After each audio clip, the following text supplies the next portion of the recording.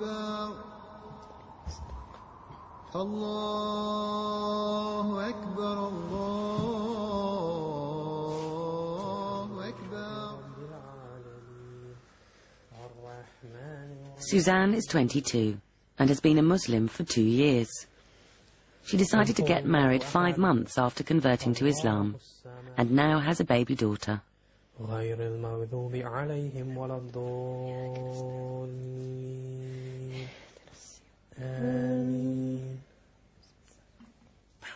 I'm just going to start on the shepherd's pie. I never even thought, you know, in my younger days that I'd even think about becoming a Muslim. And I just started thinking, well, there's got to be more to life than going out and, you know, working, as just what I was doing. And it went from there. I started questioning everything, really. I wanted proofs, you know, and Islam was really the only religion that could offer me proofs of that. And I asked all the questions which I needed to, you know, ask were answered over the course of about 3 months. And then it was just a case of taking that step. As my husband, Imran fulfills the rights of housing your wife, yeah, providing a house for paying. I don't pay anything towards the rent or if you buy a house, yeah. All my clothes, Imran buys. I mean, that doesn't mean to say I can't go out and buy my own. Course, yeah, but that is a right of the Muslim woman that she's provided for. And the fact that Imran should, I mean, the Prophet used to help his wives in the household, and that should really be shown also, yeah, which Imran does, of course. Not many people would think that a Muslim man would do that, you know, help out his wife and look after the baby. Because people don't actually see Islam for what it is. They tend to see the stereotypes, the cultures. In many cultures, the men won't do things like that. You know, the woman will possibly even be oppressed in certain cultures. But that's the difference between culture and Islam. And in Islam, you know, the woman is not oppressed in any way. Which is, it's just a big stereotype that needs to be broken down, really. Yes, it's daytime. It's daytime, look. Okay. Okay. Don't give me trouble now.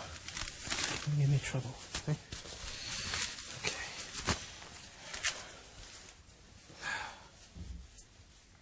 One of the things you notice, I mean, this was prior to actually being married, is that there is, you know, subtle underlying racism in society, you know, as opposed to, say, 20 years ago, when people could simply shout abuse and it would be commonplace. Nowadays, it's a lot more hidden. You know, and I'm not foolish enough to think that it's disappeared. On the contrary, there is still lots and lots of racism out there.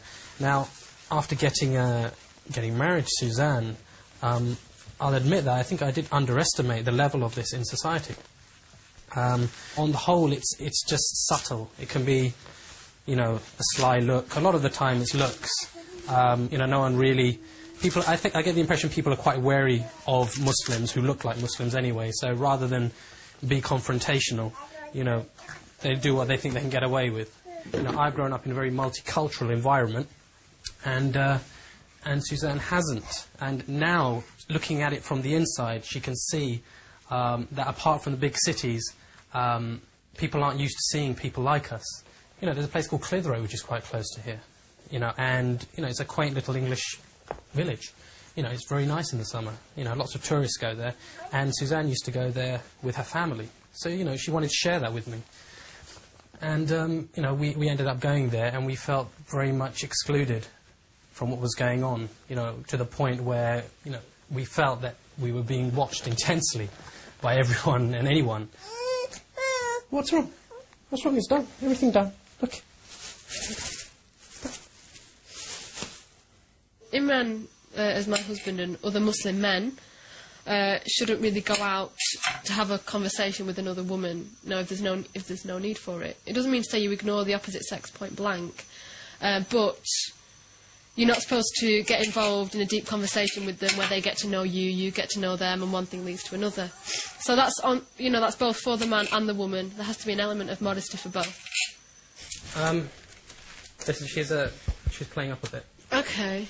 Well, if you pray first, I'll make some milk, feed her, get her settled, and then I'll pray afterwards. Yeah. Come on, sweetheart. I think she'll go to sleep. Yeah. If she does, just join, yeah? Okay. Just join the prayer with me. Okay. I knew Imran before I married him for a matter of weeks, to be honest.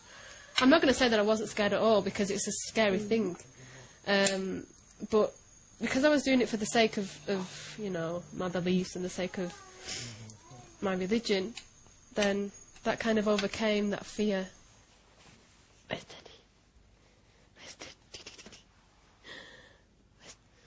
It's an important thing when you're getting married that you're attracted to that person. It's one of the things that's stated. Beauty is one thing that you take into consideration.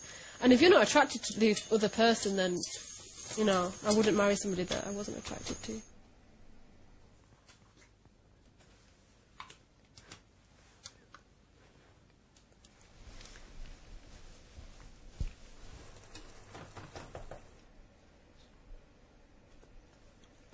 Cooking is actually an interesting subject because one of the first things that Suzanne said to me, which was born out of a fear of being expected to cook, I think, was that she couldn't boil an egg. I just said, look, you know, we both got defined roles within Islam, but there's going to be give and take. To be honest, I'm not that fussy with food. You know, I could bear, you know, the odd average meal. She's not listening. You know, for a little while, but, you know, to be honest, I'm really proud of her because she's just taken to it like a duck to water. It's just what she does, you know, and she does it very well. You know, Suzanne's got a whole variety of stuff from Caribbean, Mexican, Indian, Italian, English, traditional English dishes. And, well, she keeps on surprising me, really. I suppose I've been rewarded for my patience, I suppose. Come on. Yes. Okay, Imran? Yeah? I need to pray. Right, can you take her for me, please?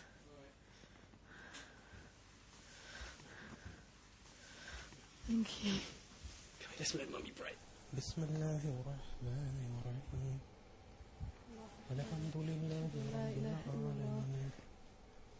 أشهد أن محمد رسول الله حي على الصلاة حي على الفلاح قد قامت الصلاة قد قامت الصلاة الله أكبر لا إله إلا الله. Suzanne and her husband have been invited to a friend's wedding, and Suzanne is keen to integrate her side of the family into her new life. Are we going to ask my mum to come tomorrow to the wedding? Because you thought it'd be a good idea. I think it's a good idea because, as of yet, I don't think that we fully involved your side of the family in the kind of the complete way we live our lives. I mean, they're obviously aware that we're Muslim and we practice Islam. I'll see what she says. Yeah, I think she'll come. She might be a bit shocked at the segregation.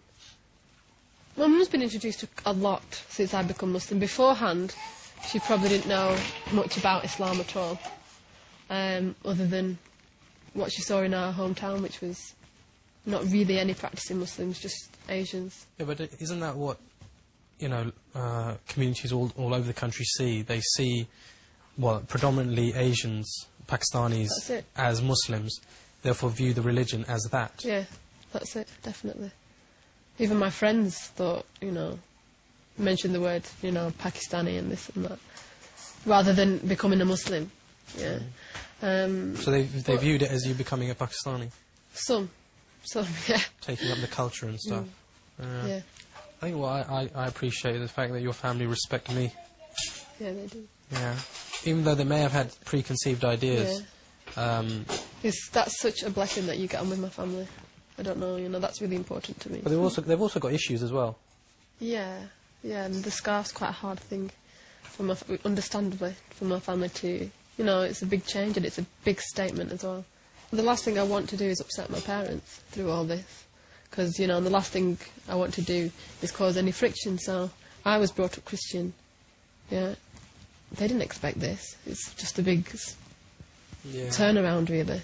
So I can understand it, you know, from going out dressed just as your normal 20-year-old would in this country to dressing like this. It's like, okay. And then that's what they will see Islam is.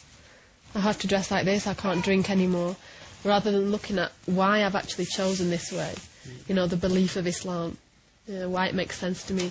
But I hope I can understand why, and I hope it'll, you know, come. I hope they can understand one day.